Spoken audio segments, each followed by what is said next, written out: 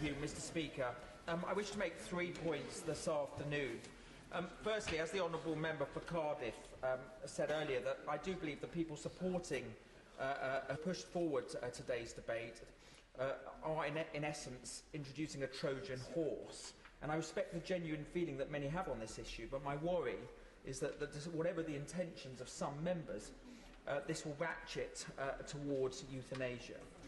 Secondly, there is a risk of abuse. Because of the serious abuse that exists in Oregon and the Netherlands, where assisted dying is legal, and dare I say it also in historical examples of state-sanctioned euthanasia, such as in Nazi Germany. And thirdly, I would argue that this is the wrong debate. In terms of resources and philosophically, surely we should be putting everything into helping people to live, not helping people to die.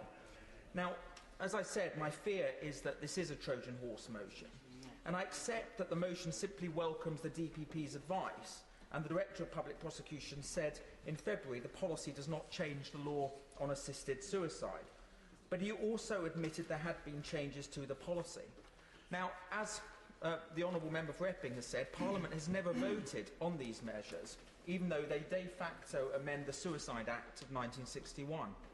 And there is a risk that this guidance will tilt the legal balance towards euthanasia, not least because it clarifies how people can deliberately avoid prosecution. Even today, with this motion... Thank you, Mr. Speaker. I just don't understand how they would amend the Suicide Act. I just don't understand that. It's my understanding it hasn't been amended. Well, my argument is that the guidelines are too flexible and that Parliament hasn't had a decision about it. And even, as I said, Parliament has had no say in designing the DPP's guidance, and this is not how law should be made in Britain. We're just simply being asked to rubber stamp what the DPP has said. Now, why does this matter? It matters because there is a risk of abuse. It can potentially become a lawyer's charter, and because of the kind of country that it would make us. And sadly, there is a real example in history of how the move towards assisted dying has led to something much worse. And in 1920, the eminent German medics, Binding and Hoch, argued strenuously that doctors should be protected against prosecution for assisted dying. Their research was popularised during the Weimar era, and by 1932 created the intellectual climate that allowed Prussia to remove support for the disabled and terminally ill. Then in 1939 we know that Hitler issued orders that doctors be commissioned to grant mercy death to patients who were judged to be incurably sick. A small step perhaps, each step along this path was a small step. And 2 years later we know that 70,000 patients from Germany's hospitals had been killed. And we know that in 1941 the gas chambers were moved from the hospitals where they'd been used for euthanasia to the death camps of Auschwitz and Treblinka. Nurses, doctors and technicians followed the equipment. And that is why I'm worried about a conveyor belt. And of course we live in a benign country and we think that such things would never happen. But precisely because we are a benign country that we have to put in every safeguard to ensure that it does never happen. Now I argue that the DPP's guidance can become a lawyer's charter.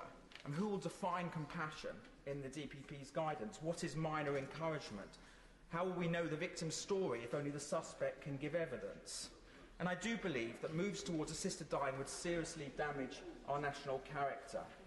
As the National Review reported, a 1991 Dutch survey showed that 2% of all deaths in the Netherlands were caused by deliberate euthanasia, but 10% were from euthanasia by neglect, omission or other forms of poor care. Now this is the wrong debate, as I say, and we should be supporting palliative care, and I'm proud to be very involved with my local hospice, St Clair's. And we should remember that about 40% of hospice inpatients return home and 66% of hospice at home patients die in their own homes. In conclusion, Mr. Speaker, I believe that as a society we are beginning to devalue human life, whether it's on television, whether it's computer games, whether it's in other forms. Now, I accept that we give people choice, but we are not talking about going to a supermarket and choosing a brand of chocolate. Harold Shipman was mentioned earlier, and I do believe that he got away with what he did because human beings became digits on a computer, form filling, And I wonder if he would have got away with what he did if we had not devalued human life in the way that we do.